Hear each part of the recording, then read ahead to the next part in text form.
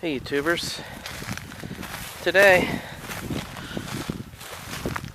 I'm at the bottom of what was once a phosphate mine. I'm going to find some old relics of left behind machinery and things like that. If it's not too wet to get to it today. It's late in the day and I don't want to do a swamp hike today, so I'm going to. There's lots of poison ivy around here too, which is another issue. It's all over the place here. It's crazy. But I gotta climb a couple of rocks and ridges and stuff to get to where there's some neat old mining equipment. So I'm going to go check that out, and I'll check back in a little bit once I climb up through these rocks and see if I can get through if it's not too swampy. Okay. I came across these look like they're railroad rails. You can see here. Pretty interesting stuff. Yeah, I think that's what it is, railroad rails. So they had a rail line through here to take out all the phosphate, because in this area of Florida in the 1880s, 1890s, up until the 1920s, there was a phosphate boom here. And these, you can see I'm at the bottom of a pit. So let's see what else we find as we continue on this journey at the bottom of an old phosphate pit that's been reclaimed by nature.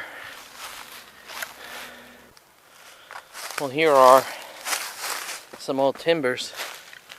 My guess is these are railroad timbers here. That's pretty interesting. And then you can see I'm at the bottom of this what was once phosphate mine. So let's continue on and see what other cool stuff we can find out here. Evidence and relics of the history of the Florida phosphate industry in the late 1800s during the Gilded Age, Second Industrial Revolution. I'll check back in. Oh wait, hold on a second. There's something cool coming up here. Wow. Let me bust through here. Busted to move through all this stuff. Here's some old heavy machinery left out here. More railway. Look at these big, huge tubular tubes here that must have been part of, my guess would be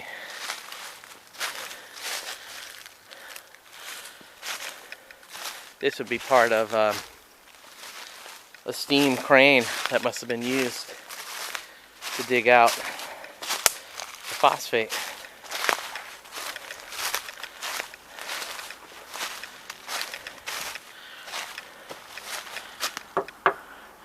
You can see this is heavy iron here.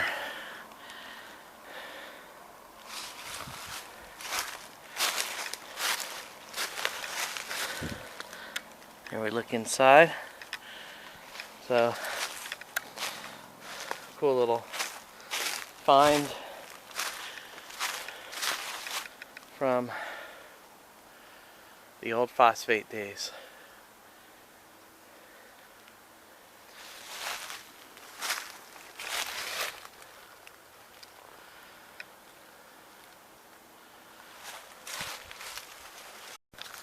Well, here's another cool find. Remember, this was the age of steam. So they powered all these machines with coal. And I just found a whole bunch of coal pieces all littered throughout this area here that they just left. Wow, You just go underneath some of these leaves here, and there's lots of pieces of coal. More evidence of the phosphate industry. There's a whole bunch right there too. All in this area here. That's a cool find. Like I said, 130, 140 years ago, this place was booming, almost like the Wild West, with money to be made in the phosphate industry. And here's a really cool find.